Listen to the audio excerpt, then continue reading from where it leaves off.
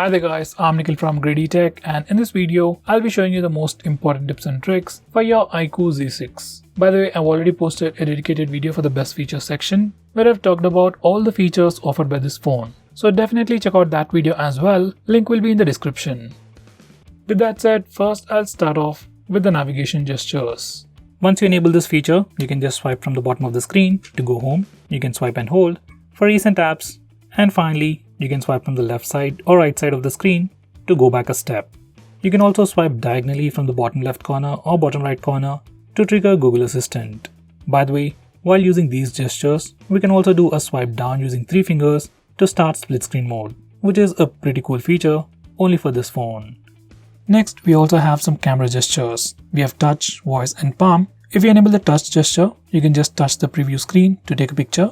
And if you enable the voice gesture, you can say cheese to take a picture, cheese. And finally, if you enable the palm gesture, you can just show your palm to take a picture.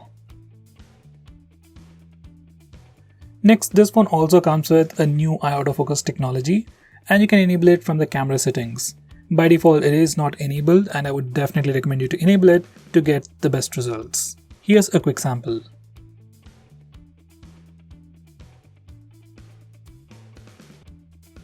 Next, we can also change the screen refresh rate of this phone.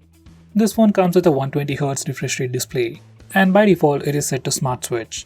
To get a consistent experience, I would suggest you to put it at maximum refresh rate.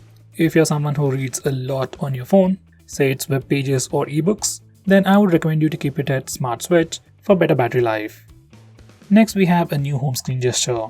By default, when you do a swipe down gesture on the home screen, it always takes you to the global search. But from the home screen settings, we can change it to pull down the notification bar. Once you enable this feature, do a swipe down gesture on the home screen to pull down the notification bar. Next, we have some pretty cool features related to gaming, bundled together in Ultra Game mode. You can access it from settings or the notification toggles, and once you open it up, you can customize a lot of these settings. You have the regular stuff like where you can block calls, notifications, fix brightness levels, and some premium features like 4D game vibration, where the phone vibrates every time you shoot or get shot in games like PUBG. As of now, only few games support this feature.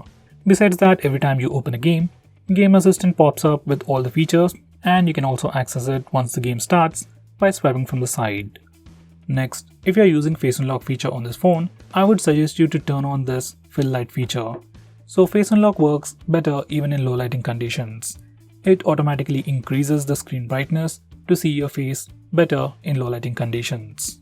While you're at it, you can also disable this toggle that says stay on lock screen, so you can directly unlock the phone using Face Unlock feature. Normally, you have to swipe on the lock screen to unlock the phone, even if you are using Face Unlock feature. Next, we also have a dedicated dark mode on this phone. You can enable it directly from the toggles or from the settings. Once you enable the dark mode, it changes the entire theme of the phone. All system UI elements change to the dark mode. Some system applications like the phone dialer SMS application also change to the dark mode. Even Google applications like Play Store and YouTube change to the dark mode automatically. On this phone, we can also schedule dark mode so that it enables at a specific time and disables automatically at a specific time. Personally, I would keep it on all the time. It helps you save some battery, and your phone also looks much more cooler. Next, we have split screen mode. Split screen mode has been on Android for a very long time, but on this phone there is a pretty neat shortcut.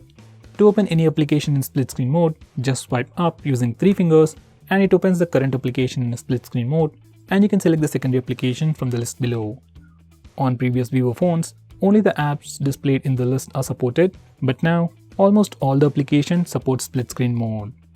Next, I'm going to show you how to change the default applications. From the system app settings, you can change your default launcher, default browser, default music player, video player, and so on.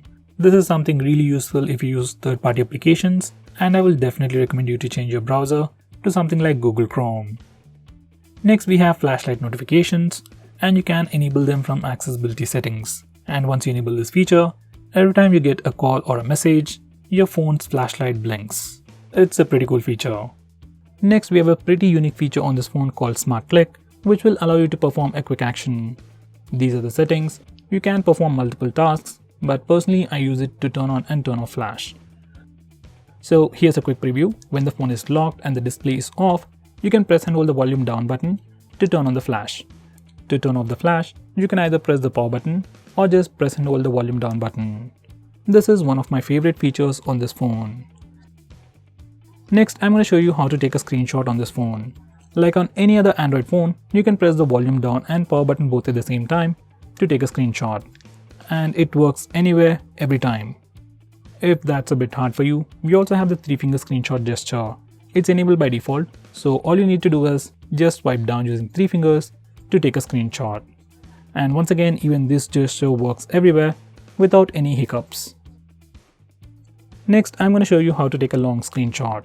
For that, first we need to take a normal screenshot. You can either use the buttons or the gesture, and then click long screenshot. Now we need to click the next button. Once you're done, click save and you'll get a long screenshot. Next, we can also display the battery percentage on the status bar. For that, go to settings and enable the toggle for the battery percentage. Once you do that, you can see the battery percentage on the status bar. Next, if you want to display the network speed or your internet usage on the status bar, just enable this toggle. Once you do that, you can see a small indication of the network usage on the status bar. Next, I'm going to show you how to disable the lock screen magazine feature. Next, I'm going to show you how to disable the lock screen poster feature. Now here's a quick preview of the lock screen. Every time you go to the lock screen, you see a different wallpaper. Some people like it, some people don't. If you want a fixed wallpaper or if you just want to disable this feature, just go to the lock screen settings and disable this toggle. Once we do that, we get a fixed lock screen wallpaper. So guys, these are the most important tips and tricks for your Vivo phone. If I missed out on anything important, do let me know by commenting below this video, and definitely check out my video on the best features. Link will be in the description. If you're planning to buy this phone, use the link in the description. It always helps the channel. And if you want us to make any specific video, tweet out to us with the hashtag #GreedyTech on Twitter and we will try to make it as soon as possible. I'm Nikhil from GreedyTech signing off. Have a nice day.